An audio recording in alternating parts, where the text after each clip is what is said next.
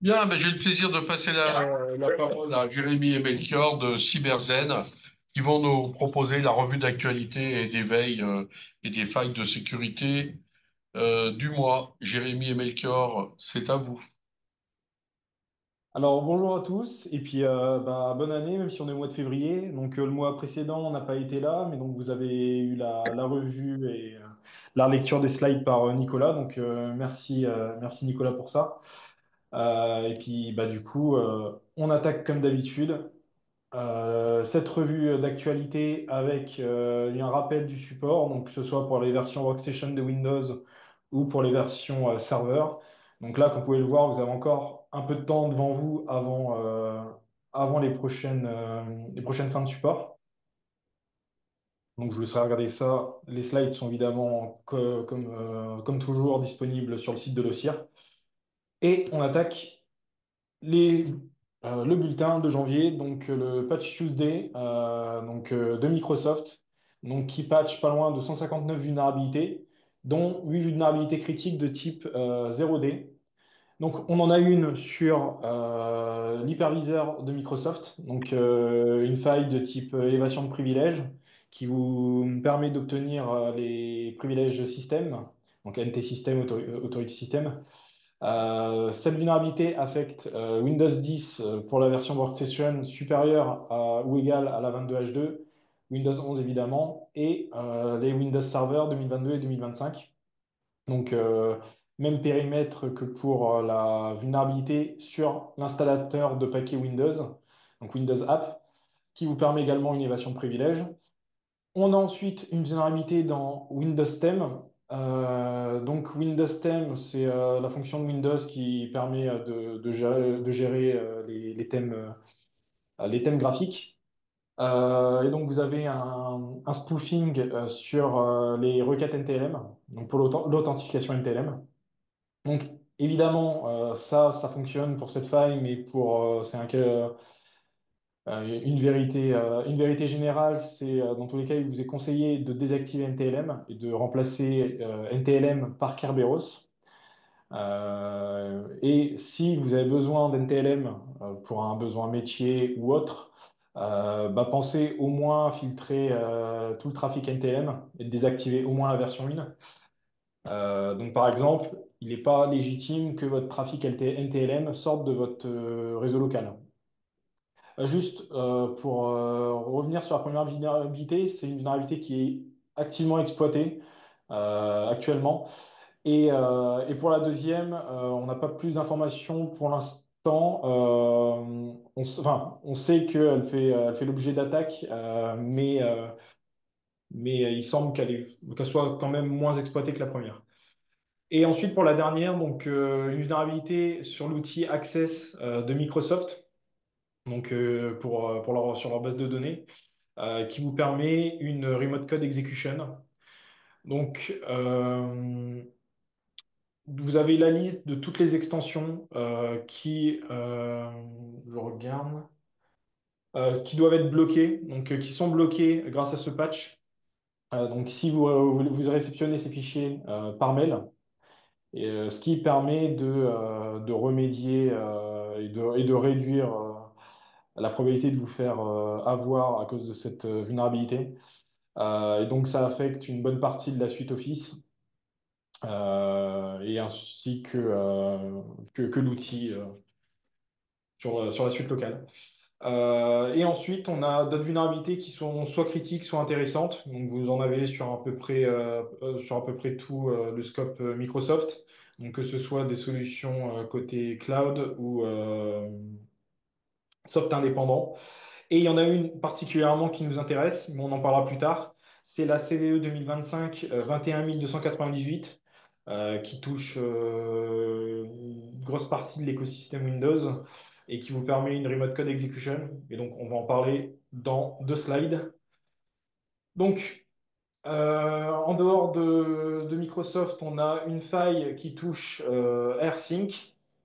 Donc, on parle bien de l'outil de manière générale. Et donc, citation du CERT, les attaquants peuvent prendre le contrôle d'un serveur malveillant et lire et écrire des fichiers arbitraires de n'importe quel client connecté.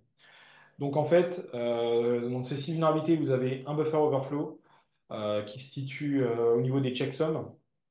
Vous avez un leak d'informations qui se fait via un contrôle de la pile, de la stack. Une fuite de fichiers arbitraires depuis directement le serveur AirSync, un path traversal, un bypass de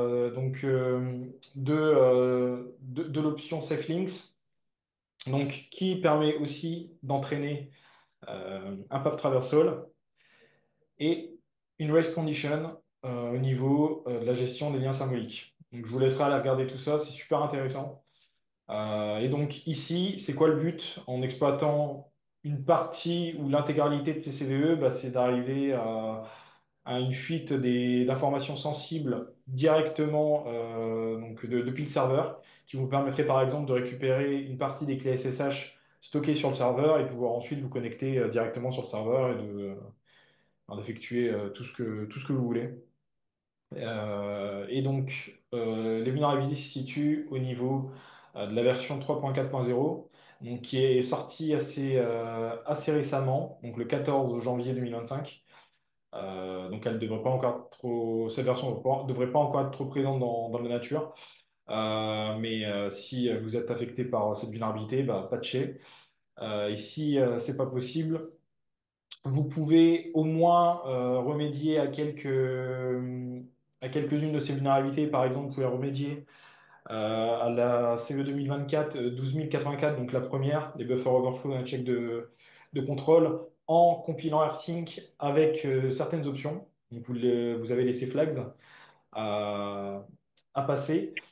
Et ensuite, vous pouvez aussi remédier à la CVE 2024 12085, donc celle sur la fuite d'informations le fait que la stack ne soit pas initialisée, en forçant vous-même l'initialisation de la pile à zéro. Donc pareil avec une option de compilation. Donc la fameuse vulnérabilité du moment donc dans Windows OLE. Donc OLE, je le rappelle si vous ne le savez pas, pour Object Linking and Appending, c'est ce qui vous permet en fait le partage de documents à travers différentes applications Windows. Donc, par exemple, si vous voulez intégrer un extrait de la base de données dans Microsoft Access directement depuis votre Word, bah, vous pouvez utiliser cette technologie OLE. Et donc, le problème, c'est que dans Windows OLE, vous avez une RCE et en plus une RCE qui est possible via une zéro-clic. Donc, zéro-clic, ça veut dire que vous demandez pas ça ne nécessite pas d'interaction utilisateur. Et là, en fait, directement, à la réception en fait d'un mail, la vulnérabilité peut s'enclencher et le code s'exécuter sur votre machine. Sachant que le code sera exécuté avec les privilèges de votre compte utilisateur courant. Et donc, pourquoi zéro clic? Parce que dans Outlook, vous avez une merveilleuse fonctionnalité qui vous permet de prévisualiser un mail, donc sans vous demander votre avis. Mais le problème, c'est que une prévisualisation d'un mail, c'est considéré comme une ouverture, et une ouverture, c'est considéré comme un clic. Si vous avez reçu un fichier RTF malveillant, justement, qui est chargé d'exploiter cette vulnérabilité, eh bien, Outlook va pas vous rendre service et va déclencher l'exécution du code chargé dans ce fichier RTF. Et donc, la vulnérabilité est située plus précisément dans la bibliothèque OLE32, donc dans cette DLL. Et donc dans la fonction que je répéterai pas, mais donc qui est citée entre parenthèses. Voilà. Sur Active Directory, vous avez une élévation de privilèges qui est possible. La faiblesse se situe au niveau du groupe Network Configuration Operator. Donc, c'est un groupe qui est présent par défaut dans un AD. L'anomalie se situe au niveau de la liste de contrôle d'accès des groupes d'utilisateurs. C'est lié à l'attribut Create Subkey sous deux clés de registre, donc le DNS cache qui est le cache temporaire de DNS et NetBIOS. L'exploitation elle peut être réalisée à partir de l'analyseur de performance de Windows ou de WMI. Et le but, c'est de pouvoir créer des valeurs dans le registre sous directement du coup la clé DNS cache et enregistrer une DLL malveillante qui sera ensuite lue du coup par l'analyseur de performance et qui peut mener à une élévation de privilèges ou une exécution de code en tant que système. Plusieurs CVE, donc 4 CVE exactement, présents sur Git. Donc c'est présent sur GitHub Desktop, GitHub LFS, GitHub CLI Codespace et GitHub Credential Manager. Donc qu'est-ce qu'elles permettent? Il y en a une qui permet de compromettre les mots de passe et le jetons d'accès. L'autre, c'est une faiblesse dans les helpers d'authentification lors de la connexion avec des dépôts distants. Une autre qui a un souci de gestion au niveau du retour chariot dans l'application Desktop SCM. Et la dernière qui gère très mal l'ajout de nouvelles lignes dans les fichiers .lfs config et qui fait ça de manière appropriée dans le Git LFS. Donc vous avez les versions patchées qui sont disponibles, sachant que les vulnérabilités ont un score le plus bas, donc à 6,5 et le plus haut à 8,5. Et vous pouvez en plus, il est recommandé d'activer la fonction Credential Protect Protocol dans les paramètres de Git afin que ça lui permette de rejeter tous les URL qui contiennent un retour de chariot. Côté Bitwarden, on a 3 CVE, dont une qui est toujours en analyse pour savoir pour qu'on n'a pas son niveau ni son nom. La première, du coup, est un accès au panneau d'administration via le CSRF. Donc, si l'option Disable Admin Token est activée, ça va permettre d'inciter un utilisateur authentifié déjà sur la page du panneau d'administration à visiter une page web malveillante pour envoyer des commandes directement sur cette page d'administration. La deuxième permet d'exécuter du code à distance sur ce pôle d'administration, justement, et va permettre à un attaquant qui serait authentifié, du coup, directement d'exécuter du code sur le serveur ensuite. Et la dernière est une escalade de privilèges via une confusion de variables, donc qui serait présente dans le ORGheader et qui permettrait à un attaquant d'obtenir des droits de propriétaire sur d'autres organisations et potentiellement accéder à des données sensibles. Donc il y a la version patchée qui est la 1.33.0 qui est disponible. Une vulnérabilité sur Vim Updater, donc certains utilisent peut-être l'application Vim. Donc la vulnérabilité permet de réaliser une attaque de type man in the middle et de faire de l'exécution de code sur le serveur avec des accès root. Donc vous avez plusieurs produits qui sont vulnérables, donc Vim Backup pour Salesforce, Nutanix, AHV, AWS, Microsoft Azure, Google Cloud et Oracle Linux Virtual Manager et Red Hat Virtualization. Pardon. Les versions sont les pages sont disponibles, vous avez les versions présentes. Deux vulnérabilités aussi dans le Linux kernel EPBF. Qu'est-ce que c'est? Ça permet au programme de s'exécuter dans l'espace du noyau Linux sans nécessiter de module du noyau ou de recompilation. Donc c'est très utile et ça fait un choix d'attaque qui est très populaire pour tout ce qui est réseau, sécurité et traçage.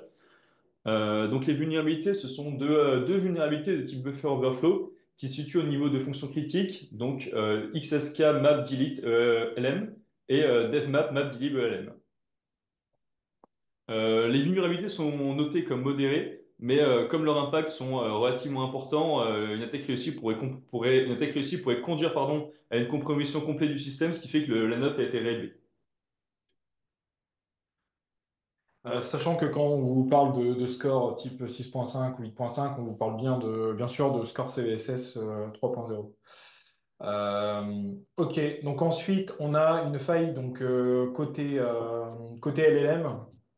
Donc on parle de Yama pour Meta, donc le modèle phare de Meta qui est disponible sur Git.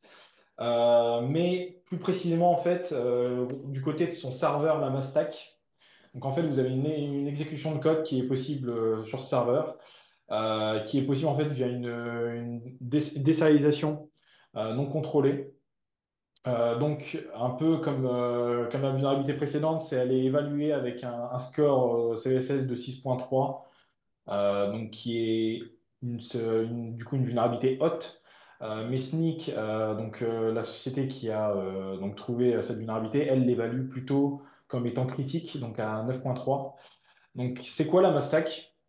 Donc la Mastack, en fait, c'est le serveur qui va vous mettre à disposition un ensemble d'interfaces API, donc utilisé pour le développement, mais aussi pour son utilisation de manière générale. Et donc, par exemple, Yama utilise une partie de ces API. Et donc, en fait, vous avez donc, possibilité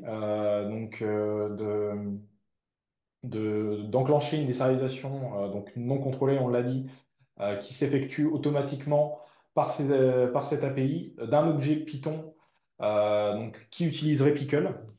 Donc, sachant qu'il n'est pas conseillé d'utiliser Pickle parce que c'est considéré comme étant un format à risque, parce il est déjà vulnérable à plusieurs RCE. Donc, on a encore une fois, on démontre que c'est bien le cas et qu'il faut éviter d'utiliser ce type de format.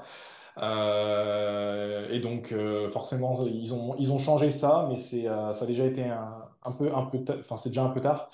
Et bah, du coup, il est conseillé de passer à la Mastack 0.041 pour patcher cette vulnérabilité. Donc, vous avez le rapport de SNIC justement sur le sujet, qui est assez intéressant parce qu'il vous explique la démarche, donc comment ils ont réussi à trouver cette vulnérabilité. Et bah, il vous donne un point de vue qui est assez différent de celui de Meta. Donc voilà, foncez. Donc, comme toujours, on commence bien à côté WordPress, donc déjà avec une vulnérabilité sur un plugin assez connu. Donc, c'est pas la première fois qu'en plus qu'on parle d'une vulnérabilité sur le plugin W3 Total Cache, qui est un plugin qui est assez connu dans le milieu du référencement et l'UX, pardon, de manière générale, parce qu'il vous permet donc de référencer votre site et de remonter un certain nombre d'indicateurs qui vous permet d'augmenter un peu les performances de votre site.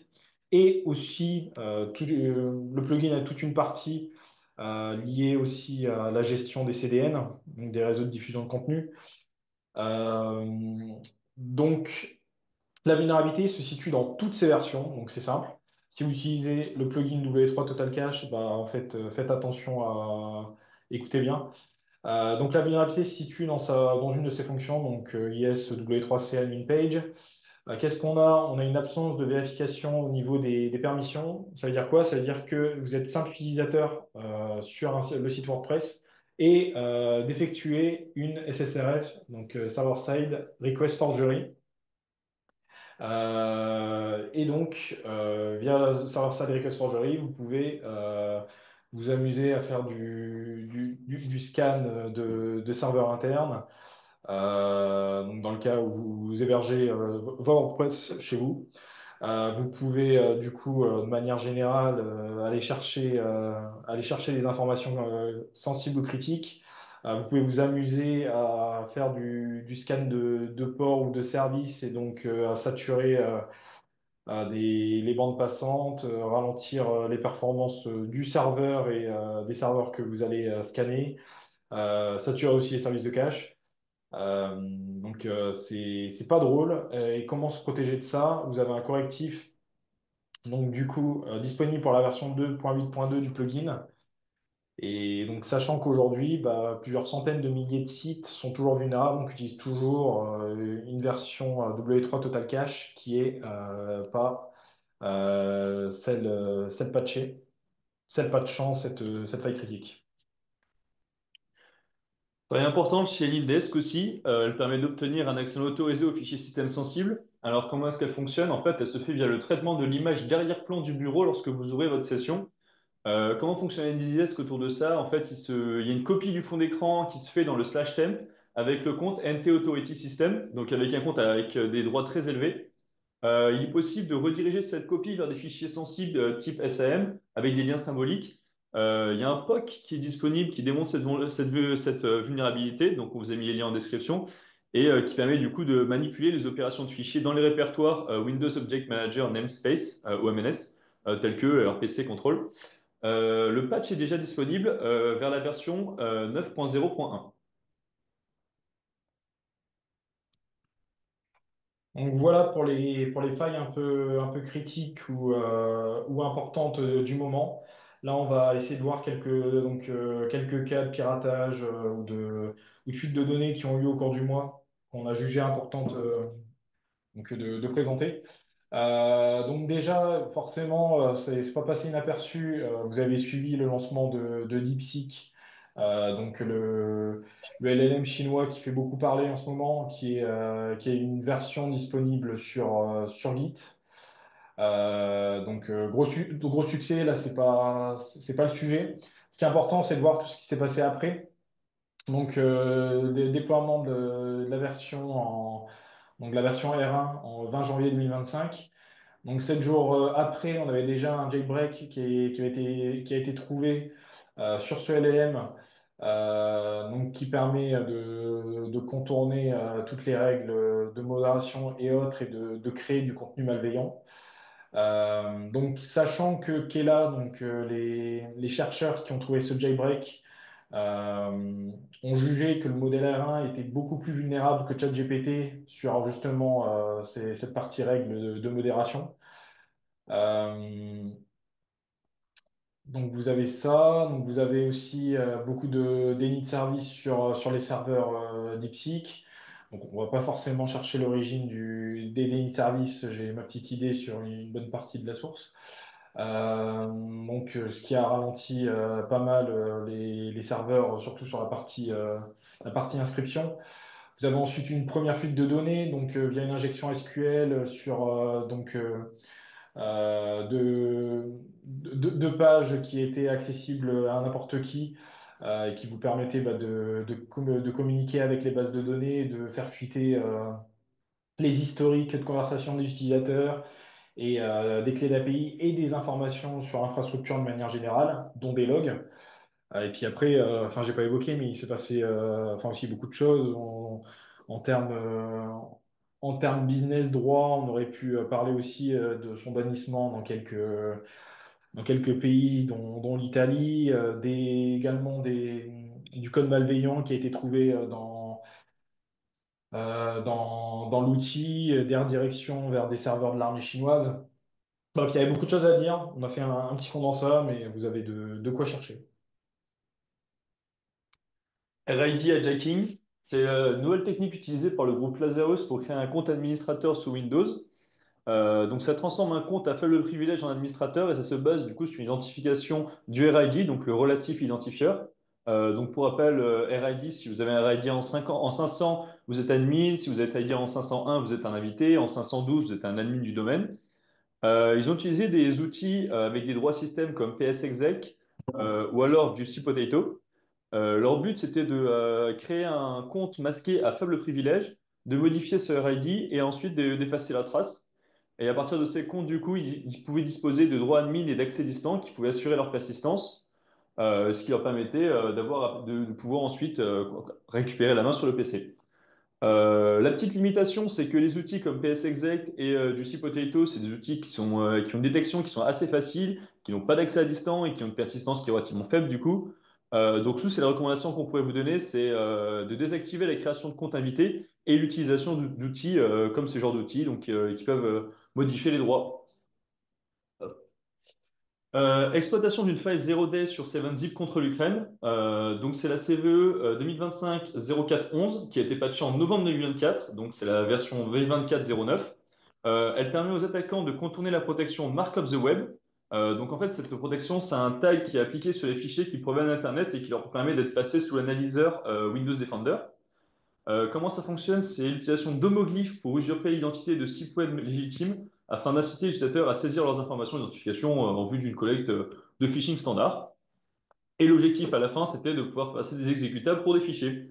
Il y a eu pas mal d'entreprises qui ont été ciblées en Ukraine, donc des usines automobiles, du transport public, pharmacie, assurance, responsable des eaux et services étatiques. Attaque par force brute à grande échelle. Donc, ça, c'est une attaque qui est toujours en cours. Donc, depuis le mois dernier, il y a une grosse attaque qui cible les appareils qui sont exposés sur Internet. Donc, notamment tout ce qui est Palo Alto, Ivanti et Sonic Wall. Cette étude a été réalisée par The Shadow Server et selon eux, il y aurait plus de 2,8 millions d'IP sources. On a ensuite une grosse fuite de données. Là, on va évoquer quelques fuites de données qui nous ont marqué au cours du mois. 15 000 fichiers de configuration liés à des FortiGate qui ont leaké. Dans ces fichiers de configuration, forcément, vous avez la configuration complète du FortiGate en question, de l'équipement Forti. Vous avez pour certains des identifiants de connexion. Donc, identifiant de connexion, nom d'utilisateur, mais évidemment mot de passe, sachant que certains sont disponibles en clair. Donc, en clair, ça veut dire que c'est de manière lisible, vous pouvez les réutiliser sans problème. Donc, ça, forcément, ça pose beaucoup de questions. Vous retrouvez des certificats, vous pouvez même retrouver des extraits des règles de pare-feu en place. Sachant que dans ce leak, vous avez le tri par pays. Et donc pour les personnes qui ont regardé son contenu, on retrouve beaucoup de configurations liées à des équipements Forti français, entre autres. Et donc c'est pas incroyable. Donc il n'y aurait aucun lien avec la CVE 2024 55791. Donc ça serait pas elle qui sera à l'origine de ce leak massif de données, mais plutôt la CVE 2022 40684. Donc ça, c'est des discussions sur Internet sur le sujet, mais forcément, on n'aura jamais la réponse à cette question. Puis c'est pas la plus importante, entre guillemets. Euh, et donc déjà, forcément, enfin, si vous me permettez une résolution 2025 à vous proposer, c'est, on le dit toujours, mais n'exposez pas aux interfaces d'administration. Donc sur Internet, mais interface d'administration, pas que de vos équipements réseau, mais de vos applications et autres de manière générale. Passez par un VPN, passez par un proxy, passez par ce que vous voulez, mais faites attention à ce que vous exposez. Ok, donc ensuite, en fuite de données, on a aussi donc 25 millions d'enregistrements donc relatifs au groupe Onotel. Donc là, ça touche une grosse partie enfin, ça touche une grosse partie de sa clientèle. Juste pour rappeler, Onotel, gros acteur en France et aussi en Europe. Donc, dans ces enregistrements, on retrouve des noms, des prénoms, des adresses mail, numéros de téléphone, des dates de naissance, des détails de séjour, et pas mal de choses permettant un phishing classique, et puis de retracer aussi un peu les déplacements de certaines personnes. Euh, donc, comment a lieu ce leak? Ben, en fait, un combo de serveurs exposés, donc un Elasticsearch et un Kibana. Donc ça a été trouvé heureusement par Cybernews, ce qui a permis entre-temps de retirer ces serveurs exposés et en amont de les sécuriser. Mais bon, le mal était déjà fait, on ne sait pas depuis combien de temps, ça n'a pas été spécifié, mais depuis combien de temps ces serveurs étaient exposés. Donc voilà, faites attention. Rapidement, donc juste attaque des services donc historique, donc avec l'équivalent de 5,6 terabits donc de requêtes par seconde, ce qui est assez fou. Donc un acteur assez connu qui revient, donc Mirai, donc avec l'aide de 13 000 machines zombies. Donc on parle d'équipement, on parle d'IoT, hein. Donc des caméras, vos enceintes connectées, etc. Et donc en fait la cible, donc vous avez plus d'informations dans le rapport de Cloudflare, mais donc la cible ici c'était un fournisseur d'accès à Internet donc qui se situe en Asie de l'Est. Et donc, Cloudflare a réussi d'une main de maître à bloquer cette attaque. Et donc, au total, cette attaque aura duré 80 secondes. Donc, ouais, vous avez plus d'informations dans le rapport, comment ils ont réussi à faire ça. Ils vous donnent un peu leur avis sur les attaques par déni de service aujourd'hui. Donc, le fait que maintenant les attaques étaient assez volumétriques, qu'elles étaient de plus en plus courtes. Et donc, le but, c'était de surcharger très rapidement un serveur. Donc, Cloudflare semble être préparé à ce type de tendance. Après, tout le monde n'a pas les moyens et et l'équipement de Cloudflare. Donc, il faut juste être sensibilisé à cette pratique, à cette tendance. Donc, voilà. Donc, vous avez aussi des stats qui sont assez intéressantes, mais je vous laisserai aller voir le rapport. Côté ChatGPT, le robot d'accession qui fait du DDoS. Donc, vous savez tous qu'avec ChatGPT, vous avez les possibilités de lui demander de faire des recherches en ligne. Si vous lui demandez de faire des recherches en ligne, que vous avez notamment votre propre site web, vous pouvez potentiellement voir apparaître en recherche et en personnes qui ont consulté votre site web trois agents, donc GPT Bot, ChatGPT User et OA Search Bot. Nous, ce qui va nous intéresser, c'est le côté ChatGPT User, qui est en fait un crawler qui va pouvoir réaliser un DDoS sur votre site web, car il a la possibilité de faire entre 5 et 20 000 requêtes par seconde. Et d'ailleurs, il peut le faire sans avoir besoin de s'authentifier sur ChatGPT. Donc là, faites attention si vous voyez quelque chose comme ça qui a été réalisé, c'est que potentiellement vous êtes la cible. La faille a été signalée à OpenAI et Microsoft. Il n'y a eu aucune réponse pour l'instant de leur part, donc on peut estimer que la vulnérabilité est toujours présente. Donc ensuite, côté publication, on a d'abord un rapport du CERT-FR, donc qui est tout simplement un retour d'expérience sur l'extraction de données concernant le secteur social, donc entre 2023 et 2024. Donc pour vous résumer le rapport, les constats, donc une sensibilité des données qui est assez sous-estimée, des accès non sécurisés qui doivent être revus régulièrement, la présence de vulnérabilités techniques, bon, sans surprise, et ses recommandations, donc renforcer la sécurité des applis, sensibiliser les acteurs, adopter une approche sécurité de la conception. C'est assez obvious, mais ce qui est plutôt intéressant, c'est eux, le constat qu'ils se sont fait sur le sujet.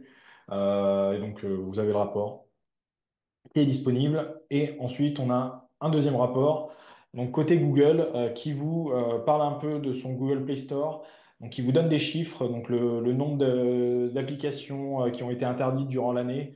Donc, ils vous montrent qui sont efficaces et ils vous vendent un peu leur outil Google Play Protect en disant que cette année, enfin l'année précédente, il a analysé plus de 200 milliards d'applications. Ce qui est intéressant, c'est de voir ce que les nouvelles fonctionnalités qui vont arriver donc sur les Android. Donc, il y en a certaines qui sont déjà présentes en partie ou complètement. Donc déjà, le fait qu'il y ait une révocation automatique donc des applications qui pourraient être potentiellement dangereuses sur vos appareils. Le fait que si vous désactivez Google Play Protect, bah, que Chrome sur vos Android peut vous rappeler de l'activer. Et ensuite, le fait, ah, il y a un E en trop, je corrige après, il est impossible de désactiver Google Play Protect lors de vos appels téléphoniques ou vidéo. Pourquoi? Parce il y a un scénario qui revient assez souvent, c'est lors de, par exemple, d'appels téléphoniques, euh, bah, vous êtes amené à cause d'un social engineering euh, à, dés- euh, à désactiver l'option pour ensuite laisser la personne au bout du fil faire des choses pas très belles sur votre appareil. Et donc ça, ce sera plus possible parce que vous pourrez plus désactiver la feature lors de vos appels. Et voilà. Et donc vous avez d'autres informations dans le rapport, donc liées à son API Play Integrity, ce qu'elle fait de l'IA, et vous avez d'autres chiffres si ça vous intéresse. Donc ensuite, quelques outils donc qu'on a évalués comme intéressants ou des techniques. Donc la première, c'est le fait maintenant qu'il y ait une gestion, on va dire, plus modulable des dev tunnels, donc via des stratégies de groupe. Donc quand je parle de stratégie de groupe, on ne parle pas forcément que de GPO, hein, mais même les stratégies locales sur vos Windows. Donc, les dev tunnels, déjà, c'est super important, enfin, simplement, super important de vous rappeler ce que c'est. Donc, c'est un service de tuning qui est souvent en place pour aider les développeurs soit à partager des services web locaux sur Internet, donc ce qui est intéressant pour le développement entre plusieurs entités ou entre personnes, et également pour tout ce qui est démonstration. Donc, lorsque vous faites des démonstrations lors des conférences ou faire des tests également sur plusieurs types d'appareils différents.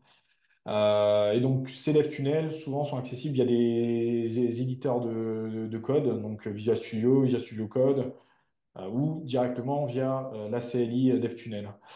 Euh, donc maintenant, donc, il y a quelques prérequis. Donc le fait d'utiliser une machine Windows, donc Windows 8.1, Windows 10, Windows 11 ou des Windows Server. Vous pouvez appliquer quelques stratégies de groupe. Donc une qui permet de désactiver l'accès anonyme au tunnel. Donc c'est assez explicite quant à son action. Désactiver les dev tunnels. Sachant que, il y a toujours quelques exceptions. Euh, donc, enfin, il y aura toujours quelques commandes qui pourront être réalisées. Donc, par exemple, l'unset, l'écho, le ping et quelques-unes. Et d'autres qui sont toujours possibles, mais les autres seront désactivés, seront plus possibles. Et vous en avez une donc, qui permet de filtrer en fait l'accès au DevTunnel via des ID gérés par Microsoft Entra ID. Et donc, vous avez même la possibilité d'en mettre plusieurs. Et donc, ça restreint un peu ça réduit la surface d'exposition de vos DevTunnel. Et donc, ce que je disais tout à l'heure, c'est soit vous le faites directement votre stratégie de groupe local, donc sur votre workstation dans le cas où vous êtes pas, votre machine ne fait pas partie d'un domaine AD, soit vous utilisez l'outil GPO standard présent sur votre Windows Server dans le cas où vous avez un Active Directory. Ensuite, un outil, donc My Browser Fingerprint, donc qui est plus utile que super intéressant, c'est juste pour évaluer l'efficacité de votre navigateur.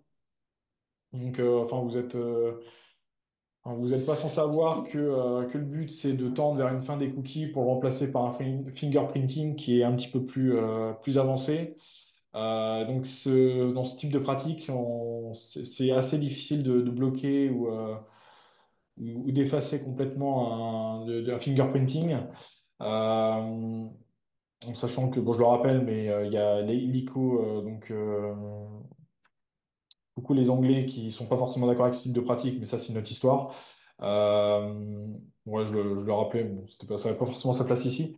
Mais que bah, vous avez quand même la possibilité de limiter à minima ce fingerprinting, soit en utilisant des navigateurs spécifiques, donc par exemple Brave, j'ai utilisé des extensions web ou par défaut, ce que je vous conseille de manière générale, désactiver le JavaScript par défaut sur les sites, sur les nouveaux sites que vous visitez, et puis de l'activer uniquement si vous pensez que vous en avez besoin. Sans que JavaScript, Flash, même si Flash, c'est un peu l'histoire ancienne. Et donc voilà, donc il y a cet outil qui est disponible via un client léger, donc c'est assez intéressant. Et ensuite, donc ça, c'est si vous faites de l'IA. Donc vous avez un dataset donc, du modèle français, si je ne me trompe pas, Lucie, qui est disponible gratuitement, qui est assez intéressant parce que c'est le dataset qui est utilisé par justement Lucie et, euh, et son modèle à 7 milliards de paramètres. Donc qu'est-ce qu'il y a dans ce modèle? Vous pouvez retrouver, déjà, vous avez une grande partie des données qui sont en français, c'est plus de la majorité. L'autre partie de ces données, c'est soit de l'anglais, soit des données dans d'autres langues, mais en petite quantité, donc allemand, espagnol, italien. Et donc en termes de sources, donc c'est des extraits, enfin, des informations extraites sur le web, dans des journaux, des forums, des textes législatifs, etc., ou du code. Euh, Wi-Fi. Je sais pas ce que je vais vous mettre dans Wi-Fi, mais ok. Euh, et voilà, donc vous avez ça qui est disponible donc sur Git. Sur Git, vous avez d'autres informations. Donc par exemple, quel est le format des données qui a été choisi, le filtre qui a été effectué en amont donc sur ce dataset, et puis bah, plus de détails. Donc par exemple, vous avez ce graphe tout en bas à droite qui vous montre les ratios de contenu par rapport au dataset global. Et donc, ce dataset est sous licence, mais donc vous met sur une licence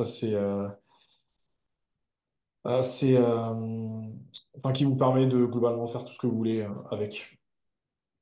Voilà, donc voilà pour les grands événements qui nous ont marqué au cours du mois, même si là on va en citer quelques-uns, mais plus sur le plan business et politique. Donc déjà le fait que bon, vous avez prévenu que Windows 10 arrive à sa fin de support, et donc il va falloir, si vous voulez toujours utiliser vos Windows 10, passer sur les mises à jour étendues, donc sur les versions ESU. Et donc Microsoft a annoncé que les mises à jour étendues Windows 10 coûteraient 61 $ par ordinateur, donc la première année, puis un fois 2 l'année d'après, puis encore un fois 2. Donc c'est pas incroyable. Donc on arrive à 244 €, 244 $. Donc maintenant le dollar Euh, la valeur d'un dollar est supérieure à la valeur d'un euro, donc ça commence à piquer. Donc surtout qu'on parle d'un prix par ordinateur.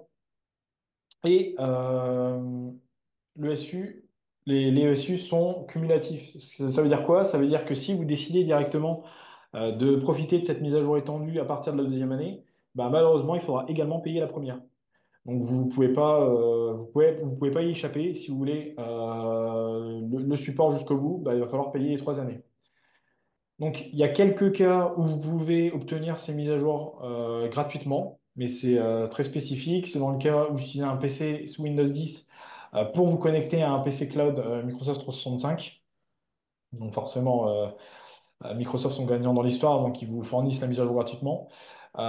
Ou une machine virtuelle sur laquelle vous faites exécuter, pareil, Azure Virtual Desktop, par exemple.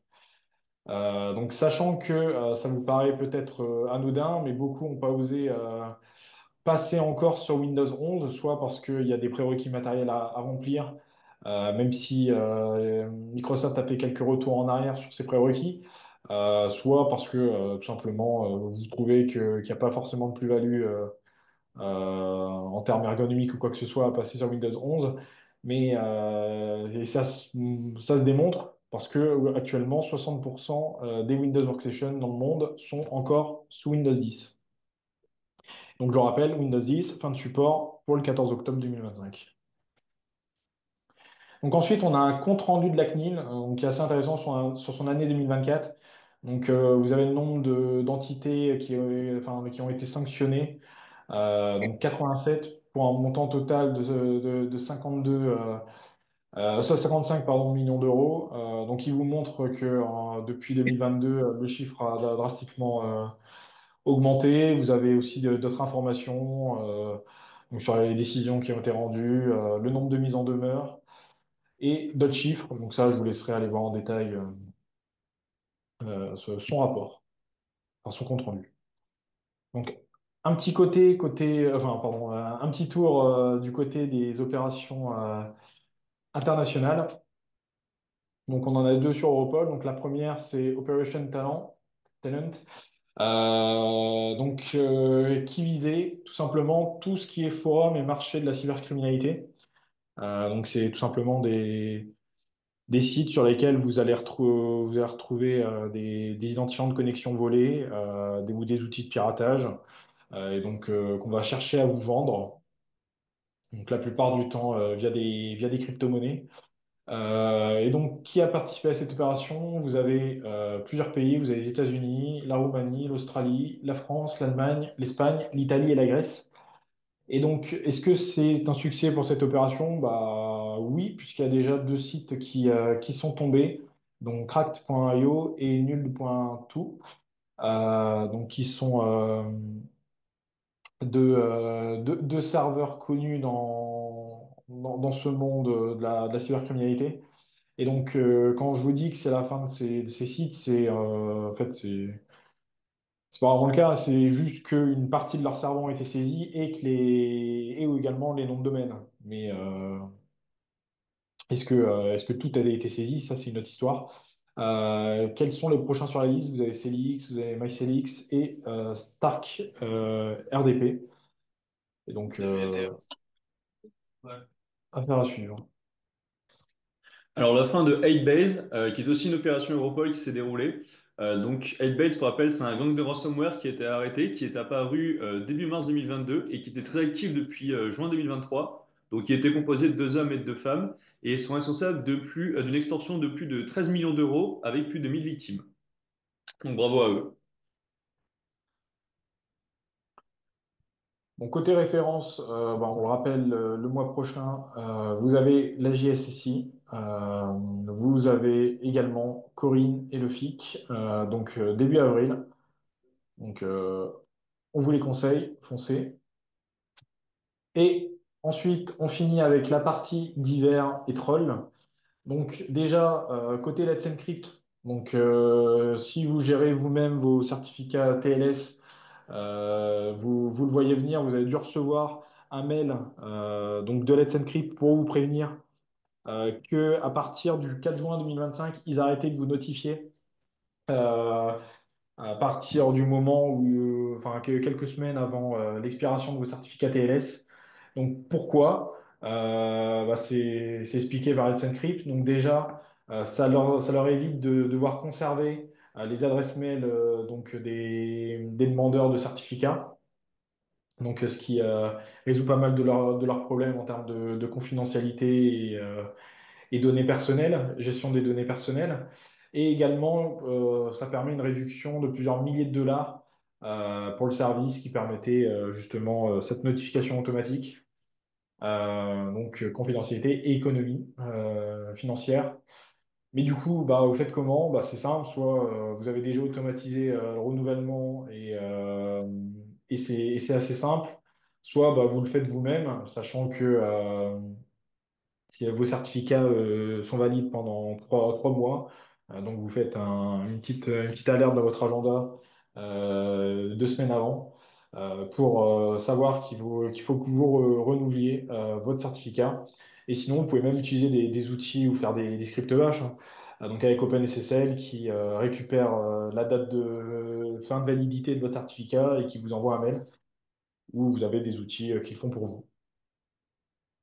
Donc ce que je disais, c'est que donc le CGNAT, donc c'est pas quelque chose de nouveau, c'est le fait de aux fournisseurs d'accès à Internet de placer plusieurs réseaux privés sous une seule et même adresse publique. Donc ce qui permet de répondre à la pénurie d'adresses IPv4 qui pointe tout doucement le bout de son nez. Et donc cette feature-là était activée par défaut sur le Livebox. Donc merci Orange. Ce qui est assez problématique. Pourquoi? Parce que déjà, bah, s'ils activent quelque chose, autant vous le dire. Et aussi parce qu'il y a déjà des confusions juridiques qui ont eu lieu. Donc si forcément vous partagez l'IP public d'un d'un script qui s'amuse à faire tout et n'importe quoi sur Internet, vous pouvez avoir des problèmes. Votre IP public, c'est un IOC. Ça pouvait poser quelques problèmes juridiques. Et ça pose également quelques problèmes sur tout l'aspect redirection de port. Donc, bien sûr, vous pouvez vous-même avoir votre IP public, mais faut payer un certain type d'abonnement. Mais dans le cas où vous n'avez pas connaissance de cet abonnement ou tout simplement que vous voulez juste profiter d'une redirection de port ponctuelle et quelques temps, bah, si on ne vous prévient pas, l'activation de cette feature peut casser quelque chose. Et donc voilà, donc maintenant vous avez la possibilité de désactiver l'option depuis de votre interface web. Mais sachez que l'option reste activable, enfin, reste activée par défaut sur vos Livebox. Donc faites attention à ça. Donc ensuite, côté Microsoft 365, donc c'est un changement qui a eu lieu depuis ce mois-ci en fait. Donc on y est, ouvrez vos oreilles. Donc avant, lorsque vous connectiez sur la page d'authentification de Microsoft 365, vous aviez l'option Stay Sign In qui était présente, qui vous permettait de choisir si vous vouliez rester connecté ou pas sur votre navigateur. Je quitte mon navigateur, je le réouvre, je suis toujours connecté sur l'outil. Et donc ça, c'est évidemment si vous cochez oui. Et ben en fait, maintenant, cette option, elle va disparaître parce que Microsoft va choisir pour vous. Et la réponse qu'il va choisir, c'est oui. Donc oui, par défaut, tu resteras connecté. Donc c'est la fin de la déconnexion automatique.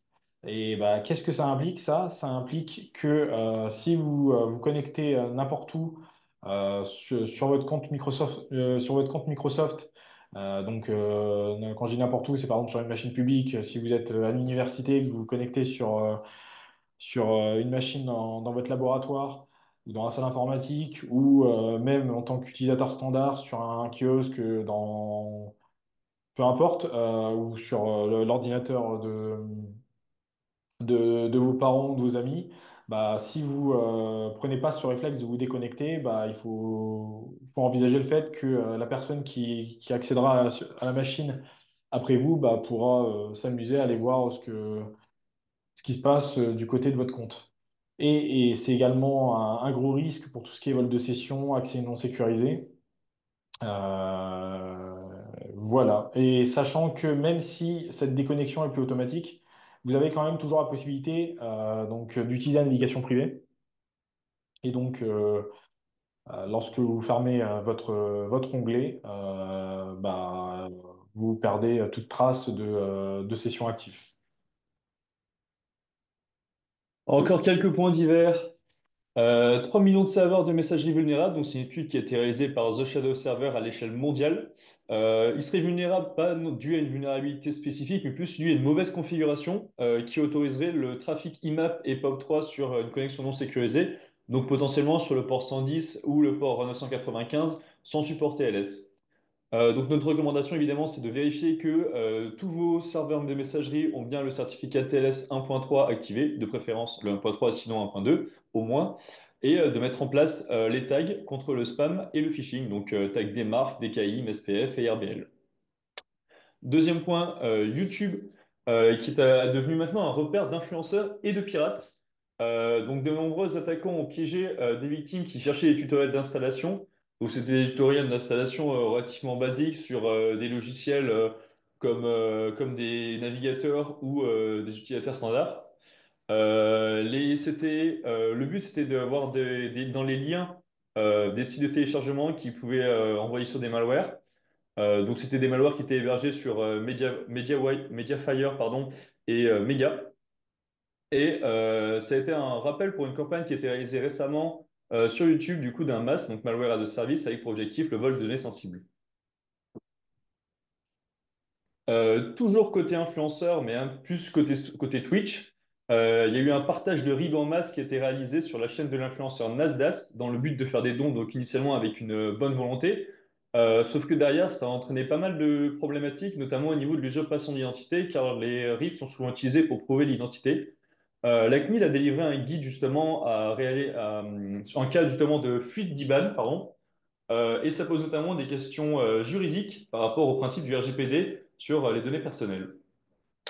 Et dernier point, le projet Stargate, qui est une initiative IA américaine, donc qui réunit des grands acteurs financiers comme SoftBank, MGX, et aussi des grands acteurs techniques comme Nvidia, Microsoft, OpenAI. Le but, c'est de prendre la première place dans le domaine de l'IA. Ils veulent construire un centre de données au Texas et c'est un projet à hauteur de 500 milliards de dollars qui vont être investis sur 4 ans. Donc voilà, donc on a fini de vous présenter cette revue. Donc il y aura pas de revue le mois prochain parce que du coup vous avez la JSSI.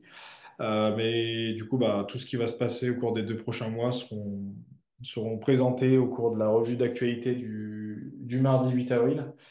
Donc voilà, donc si vous avez des questions sur les points qu'on a vus, n'hésitez pas à nous en faire part. On est là pour vous y Merci, répondre. merci beaucoup à tous les deux pour cette revue.